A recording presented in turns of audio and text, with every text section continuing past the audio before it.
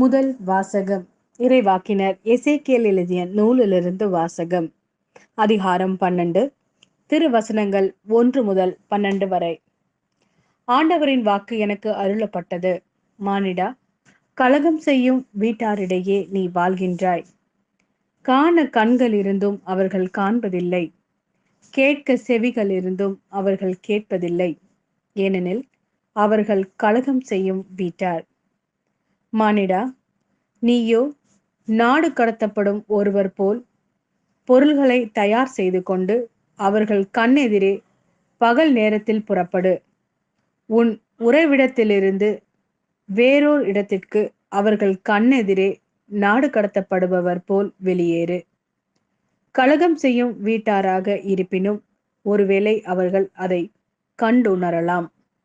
நாடு கடத்தப்படும் ஒருவர் போல் அவர்கள் கண்ணெதிரே பகல் நேரத்தில் உன் பொருள்களை எடுத்து வை.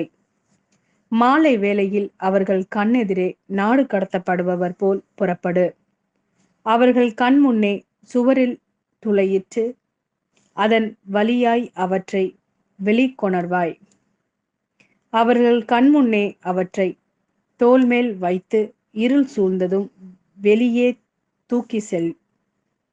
நிலத்தை பார்க்காதபடி உன் முகத்தை மூடிக்கொள், ஏனெனில் இஸ்ரேல் வீட்டாருக்கு உன்னை ஓர் அடையாளமாக வைத்திருக்கிறேன்.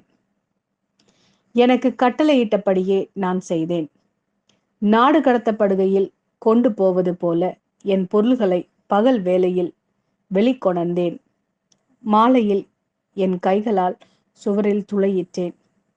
இருள் சூழ்ந்ததும் அவற்றை தோளில் தூக்கி கொண்டு அவர்கள் கண்முன்னே வெளியேறி சென்றேன்.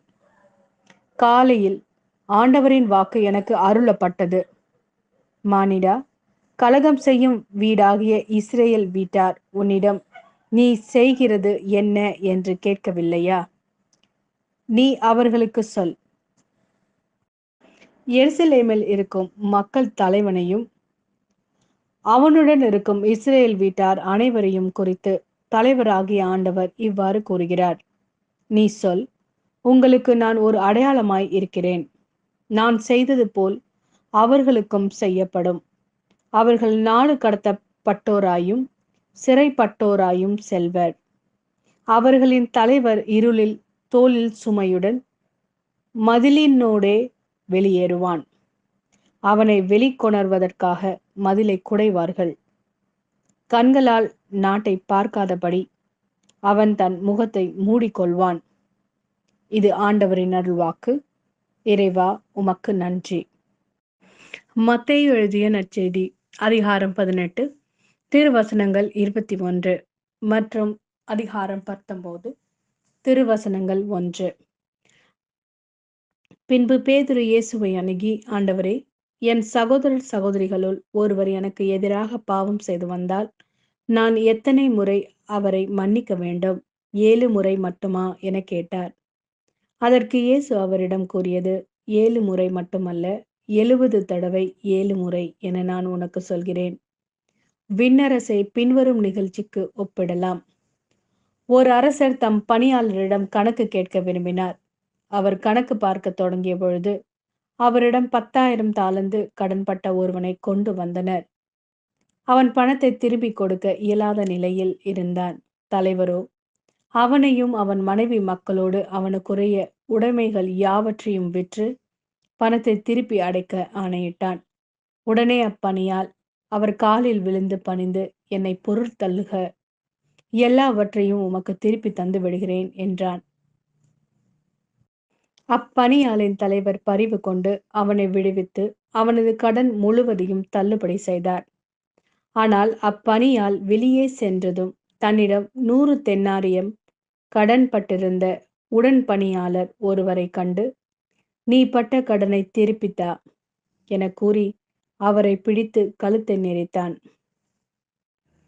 உடனே அவனுடைய உடன் பணியாளர் காலில் விழுந்து, என்னை பொருள் தருக, நான் திருப்பி கொடுத்து விடுகிறேன் என்று அவனை கெஞ்சி கேட்டார். ஆனால் அவன் அதற்கு இசையாது கடனை திருப்பி அடைக்கும் வரை அவரை சிறையில் அடைத்தான். அவருடைய உடன் பணியாளர்கள் நடந்ததை கண்டபோது மிகவும் வருந்தி தலைவரிடம் போய் நடந்தவற்றை எல்லாம் விளக்கி கூறினார்கள். அப்போது தலைவர் அவனை வரவழைத்து, பொல்லாதவனே, நீ என்னை வேண்டிக் கொண்டதால் அந்த கடன் முழுவதையும் உனக்கு தள்ளுபடி செய்தேன். நான் உனக்கு இரக்கம் காட்டியது போல நீயும் உன் உடன் பணியாளருக்கு இரக்கம் காட்டியிருக்க வேண்டும் அல்லவா என்று கேட்டார். அத்தலைவர் சினங்கொண்டவராய் அனைத்து கடனையும் அவன் அடைக்கும் வரை அவனை வதைப்போரிடம் ஒப்படைத்தார்.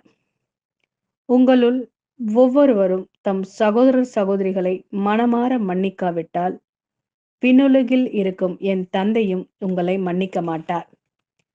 இயேசு இவ்வாறு உரையாற்றி முடித்த பின்பு கலிலேயாவை விட்டு அகன்று யோர்தானுக்கு அப்பாலுள்ள யூதேய பகுதிக்கு சென்றார்.